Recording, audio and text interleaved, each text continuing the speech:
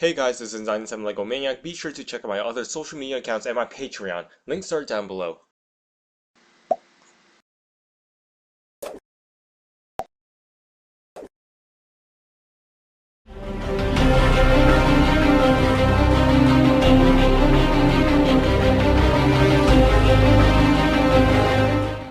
I said before that I wasn't planning on making more RWBY figures once I get my unfinished work in progress out of the way. However, after meeting plenty of people who watch this show at Brick Fair, I decided that this would be the right time to take a break from figures such as Captain America and start making Team RWBY as soon as possible. At this point, I'm just obsessed with the show. I listen to the soundtrack every single day, bought all the vinyl figures, planned more RWBY custom minifigures, bought a poster, and considering buying a DVD copy.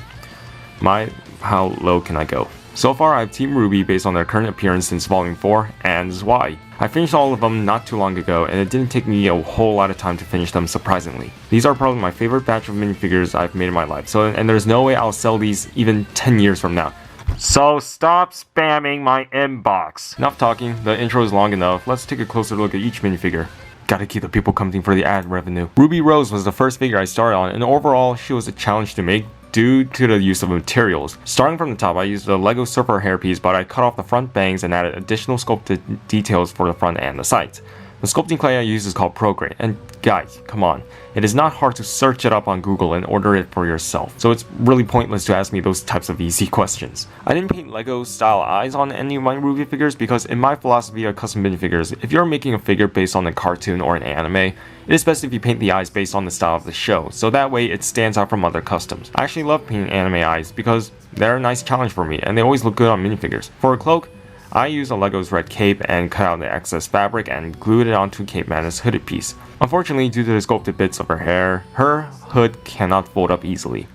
I then sculpted her symbol and glued it onto her cloak. Onto the torso, I used a curved black torso for the base and wrapped it around with white E-tape. I cut out the chest area of the E-tape and painted the skin tone for 3D effect.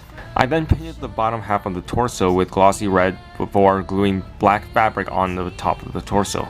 The corset strings are actually all sculpted out of Procreate, and the tutorial for sculpting is available on my channel. Lastly, I used my signature E-tape / Procreate combo for her straps wrapped around her shoulders. Her arms are just basic white with E-tape and Procreate straps, and I painted sleeves on her wrist.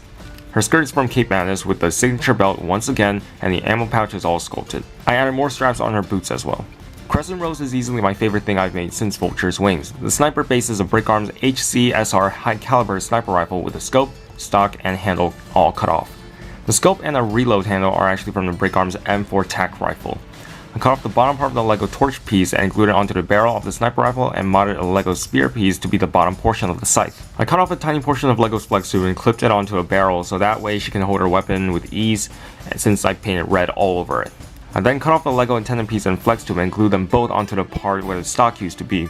The blade itself uses the bottom portion of the Lego antenna piece with the top part of the Lego lightsaber hilt. I used leftover scraps of the radiator piece and parts of the Lego axe blade and glued them all together. The outer layers are made from a cut up old health insurance card I had, and the circular piece is a flat Lego stud with a hole filled in with Procreate. The reason why I glued a stud and a flex tube on both ends of the scythe is because I wanted to give a removable feature for the weapon. In the show, Crescent Rose isn't just a scythe. It's also a customizable, high-impact sniper rifle. A what? It's also a gun. For the sniper mode, I cut the clip off from this Lego piece so that way she can hold it like an actual gun. The scythe can be removed and be replaced with a gun feature which is made from a flex tube, lightsaber hilt, and pieces from that same health insurance card. The last accessory I made is a custom base made out of Lego collectible minifigure stands, and wire flex tubes, and Lego flower pieces, and her symbol is actually made out of plastic and paint. Weiss is the second character I completed, and she's the least complicated of the team. Her hair is a Lego ponytail hairpiece with a ponytail cut off and shifted towards the right side. However, cutting her ponytail and moving it creates a huge gap, so I had to fill in it with Procreate. The hairpiece is still removable, but it's super tight and I cannot remove it anymore, unfortunately. I sculpted her bangs, earrings, and the base of her tiara and made the spikes out of wire. Her face is fully painted, but her eyebrows are covered, unfortunately. Her torso is curved and I painted with my own dark blue color. I then sculpted the gunmetal section and her gem and wrapped her waist with 2 layers of E-tape. Not that long ago, I just realized she had her emblem on her back, so I quickly painted it in a day.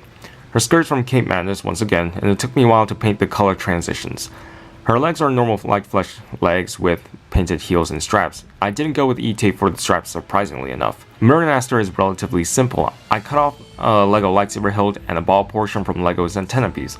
I used the shaft of the Lego's joystick piece and glued a circular base off that same joystick onto the top. Before gluing that assembly onto the lightsaber hilt, I cut and painted a flex tube to be her revolving ammo barrel. The barrel can rotate, but I can only demonstrate it with a toothpick. The blade itself, I used a Lego antenna piece once again, and for the blades around the hilt, I used the same health insurance card and cut it up. Like RWBY, she has a custom base, but what's different is her symbol can be removable to represent her semblance. I also made a black one as well. I used a white putty of Procreate to attach it on her weapon. Blake is the third member of Team RWBY that I started and finished, and she is my waifu. Starting off with her hair, I used a comic book Wonder Woman hairpiece, and I borrowed this idea from my friend James, aka The Lost Minifig. I sculpted her cat ears and the bangs and painted it black. Her head is fully painted, but unfortunately her hair covers her cat eyeshadow that I painted.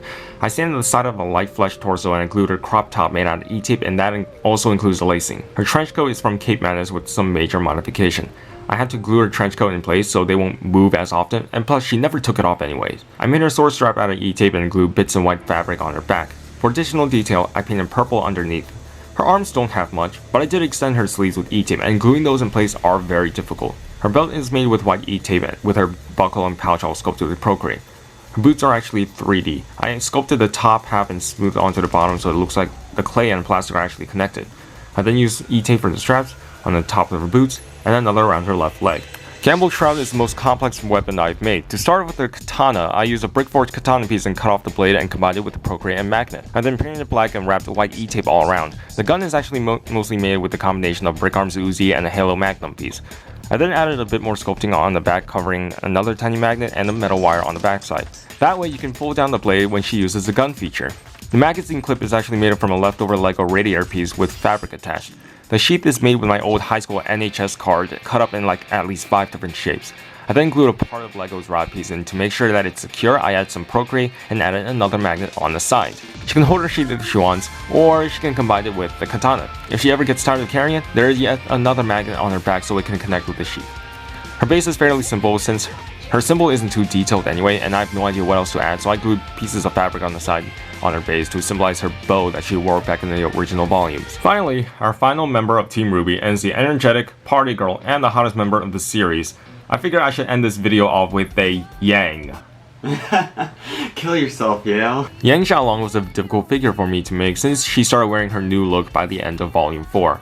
In promotional materials, we only get to see her backside. It was until I actually finally finished this figure, Barbara Dunkelman herself, who voices Yang, released this image that shows Yang's new look in its entirety. The only reference photos I got were screenshots from the Volume 4 finale, which is good enough, but I just wanted to see a good artwork of it like what the rest of Team RWBY has. Starting off with her hair, this is actually a Scarlet Witch hairpiece with the sides cut off and additional sculpted bits on her bangs and other spiky strands sticking off from her hair. It was not easy painting black hair to yellow.